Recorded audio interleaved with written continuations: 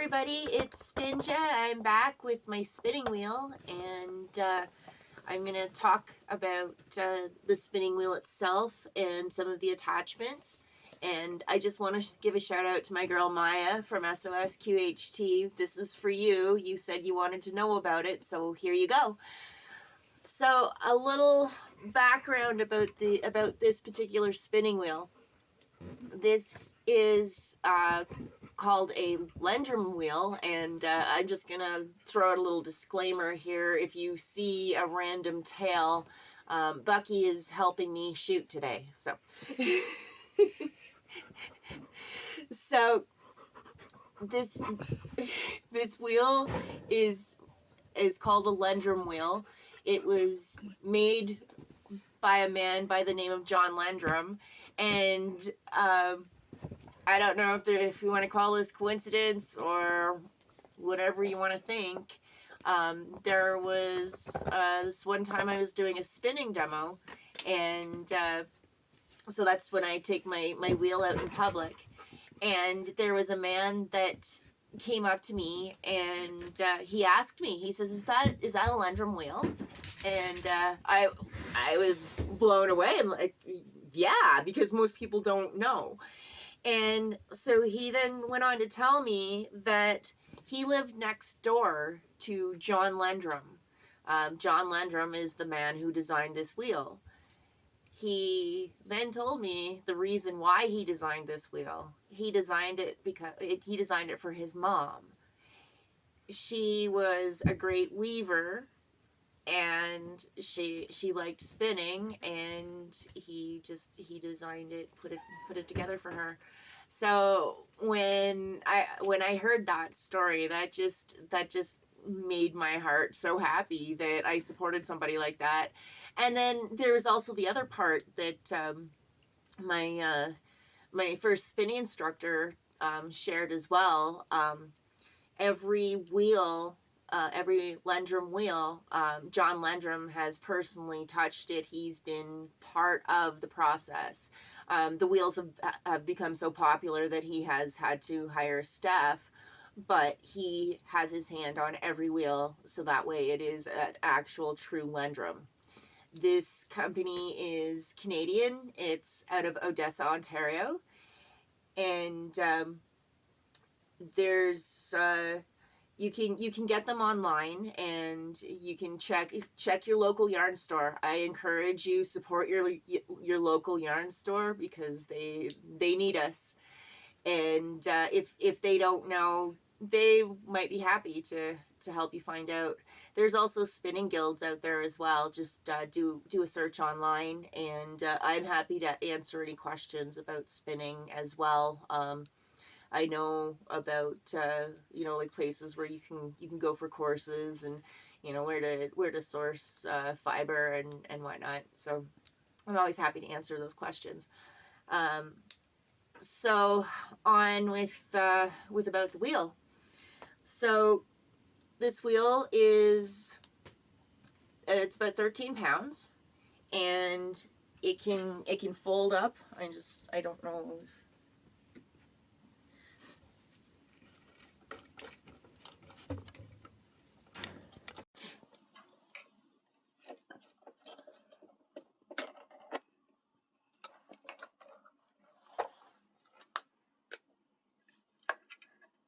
So it just folds down all compact like that.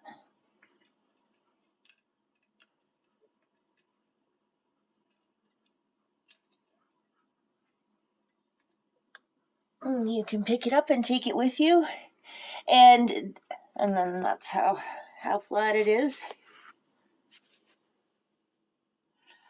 So you can also purchase, you can get backpacks for them, and carrying bags. And I can tell you that I know for sure that they fit well in the storage compartment of a Dodge Journey. Okay, so I'm going to talk a little bit about this, just the parts of the wheel. So this is the drive band. So this is obviously what makes it go around. Okay. And then this knob here is called, it's so the wheel is what's called Scotch tension, and so this knob controls how fast the wool goes into this. This is called the orifice. Go ahead and laugh. I know you Orifice.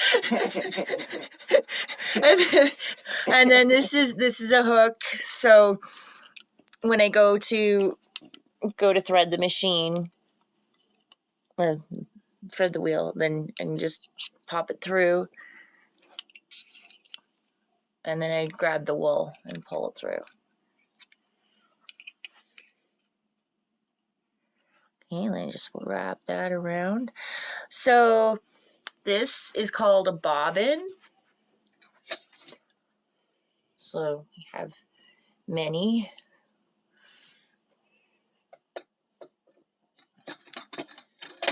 And then I'm going to take this part off here.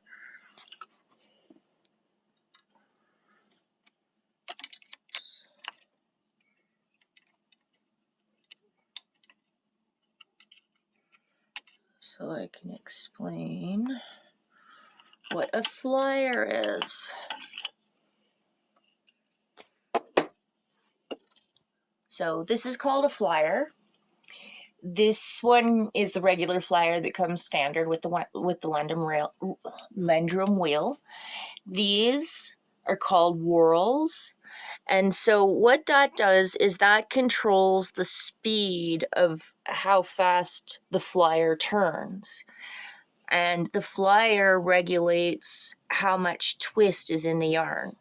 So the tension is what pulls the yarn onto the bobbin, and the flyer controls how much twist is in the wool before it's pulled up through with the tension. So the bigger the whirl, the slower the flyer goes. So I don't have the ratios memorized right now, but that's something we can totally nerd out in a future episode. But these are ratios, okay? And then this is called a fast flyer. So you can see the whirls are much smaller. So compare that to the regular flyer. So the fast flyer is used for spinning really fine yarns. Silk is one where you have to spin, like the flyer has to spin so fast because they take a lot of twist in order for them to maintain their shape. Like silk is a straight fiber; it does not have any crimp in it at all, so it needs to be spun fairly tightly. So there's that, and then I'm going to bring over. This is called the bulky head or plying head. So you can see the orifice is much larger compared to the regular flyer. The fast flyer is the same size, and so the bulky head. So it comes in three different parts. So you've got the bobbin, and then you have the flyer, like the bulky flyer, and then you have I don't know. I'll admit I don't know what this part is called, but it's the same as what this is, but it's accommodating this. And so what you use this for is for plying. So if you want to do like if you do 2-strand, 3-strand, you could do 6 strands, and it's just a bigger bobbin so that you can spin more. You can get more onto the bobbin, and it spins, as you can see. The whorls are small or larger. Oh, I got some damage there. So it does go quite slow, and you don't put a whole lot of twist into it. And then this is what's called a lazy Kate. I don't know if there's a more political correct term. That is how I learned it. So that's how I know it. I did not make it up. So what it is it's used for plying. So right now, if I had 3 bobbins full of the same wool, I would set it back like about 6, like if you could do 6 feet, I have it maybe 4 or 5 feet. That works for me. Sometimes I have it on the floor. It depends on, where I find my groove. And there's a tension band on here, so then that way, you can keep things more even.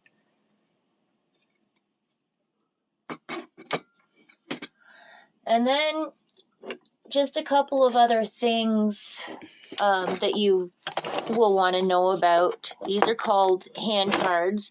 Now you saw me use them in the first video.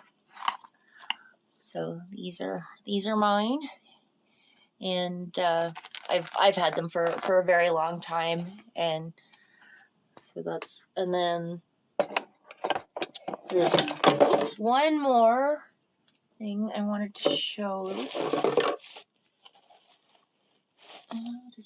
Oh, there it is.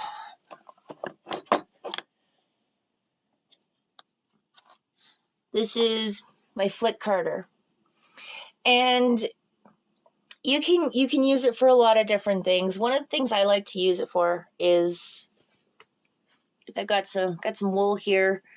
I haven't done anything. All I've done, this is just washed. Like this was from the farmer, so you can see it's a little matted there.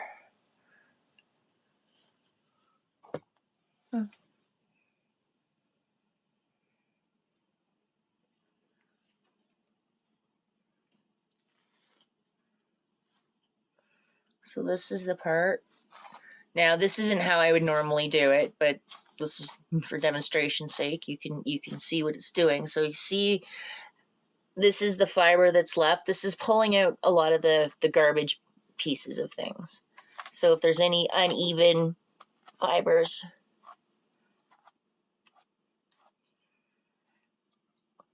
so that's just a section.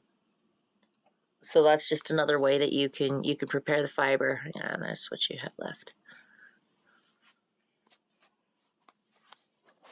Oh, and for those wondering what you do when you go to unwind the yarn off the bobbin, I will do a demonstration someday, but for right now, I will show you the tool that we use.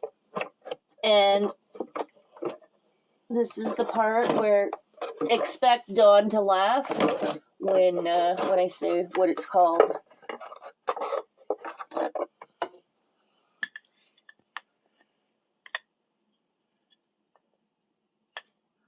So this is called a nitty naughty.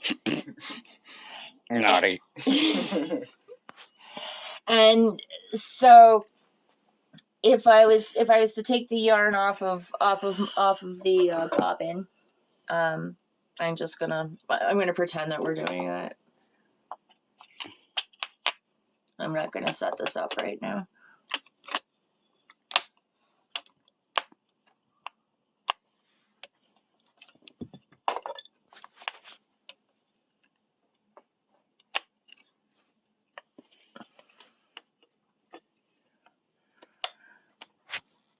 So I just pull the yarn out, and then I'd get up and I'd stand probably about 6 feet away if I could, because that way it helps the twist. Like when you're plying, it kind of helps it sort itself out and twist, like fill in the weak spots and all that.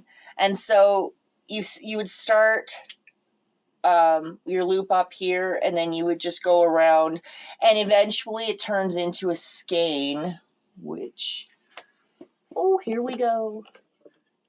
It's almost like I was prepared to do this. So it turns into a skein.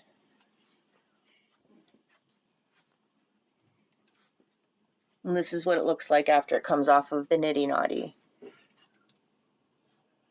So after it comes off the Nitty Naughty, I've tied it with cotton ties. So I would soak it in hot water. No, I don't use soap because then you risk felting. But hot water with no soap, the wool is safe. And then I hang it to dry, and then I twist it up like this, and it's ready to go.